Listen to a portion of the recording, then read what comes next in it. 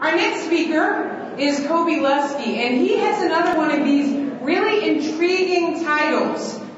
Beak, that's B-E-A-K, Geek, G-E-E-K. BeakGeek, saving the world via citizen science. So Coby Leuschke is president of Metanomy Incorporated, a nonprofit that focuses on lightweight technology for social and environmental advancement. So he's going to talk to us about BeakGeek. Am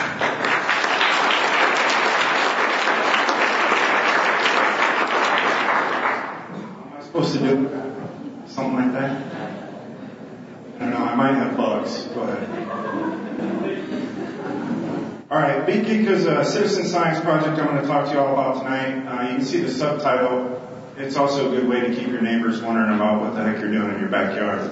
So, what I want you to take away from tonight, though, is not necessarily the solution, but tech as a tool and how to adapt it.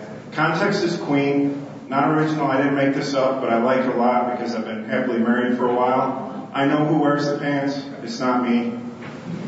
Anybody who tries to tell you different, I think they're lying to you. Replication. A little bit of context where we're going. Replication. This is McDonald's in Times Square. I grew up in Podunk, Illinois. I can get from here to there on Interstate 80.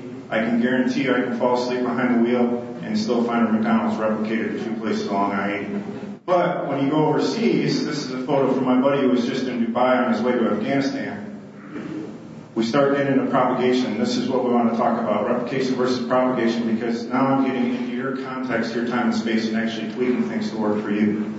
Twitter, it's popular. If somebody retweets you, that's pretty much replication. There's good and bad replication. Replication and propagation can go together. Replicating Britney Spears' latest clothing may not be a good idea. Personally, I don't think so. Propagation I put up here, it actually could have been Ignite 4 counts. What we're really doing up here is propagating ideas, right? You don't have to take a wholesale. You can actually take what you like, take it home with you, and make it better. Citizen science in this whole overall thing is really what we're talking about. You don't necessarily need to be trained, and you can actually have a lot of positive effect and help with different science projects. It has a proven track record with birds, and that's really why we're focused in BeakGeek on birds. Cornell Lab of Ornithology, eBird, Audubon Society's bird counts, some very long-standing citizen science projects. And why not? $4.7 billion spent. These are 2006 numbers. If you add up the expenditures on wildlife watching, they actually exceed spectator sports, amusement parks, arcades, casinos combined. Here's the BeakGeek concept. Feeder with a camera. It's got a motion sensor. Motion sensor goes off, emails Flickr. Once it's up on Flickr, I can take the RSS feed, I can put it on a site like BeakGeek.org, which is still under development, and then I can actually turn around and spit it into other social networking sites like Twitter. Here's the first prototype. Number one key, make sure your wife leaves for work, then you can start holding stuff to the house. It's a cheap analog camera, bird feeder. The next picture is going to show my evil lab downstairs. You can see all the cables. I've got an analog camera. It goes into the small Mac Mini server, and this is where we actually go into sending the emails to Flickr and propagating them through the web. It wasn't quite what we were looking for, so again, this is science, or at least research, in a loose sense. Prototype 2, didn't really like the quality of the camera. The image I was getting, so I take a small USB webcam, put it on a really long USB cable, again, wait for my wife to leave for work, and put up another camera, and you can see the difference between prototype 1 versus 2. Again, these are just different tools.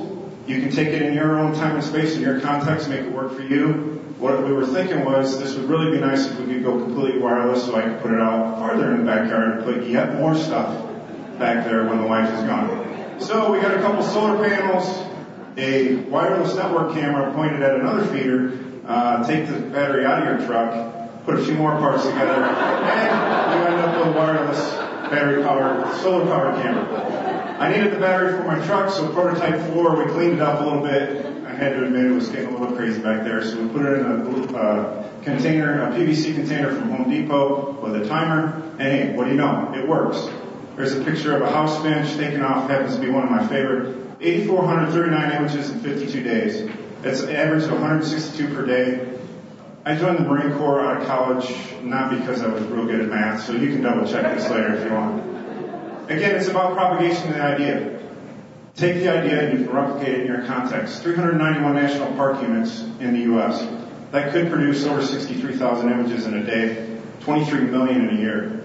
The big deal, according to the last census, 19,355 cities, towns, villages, other incorporated areas. That's over 1 billion images in a year. You can see the white, that's actually a picture of Earth at night. Those are all the lights. And now you can see a picture of the migratory flyways. Not to mention, if we all go out and build one, just one per city, $400 each, $7.7 million.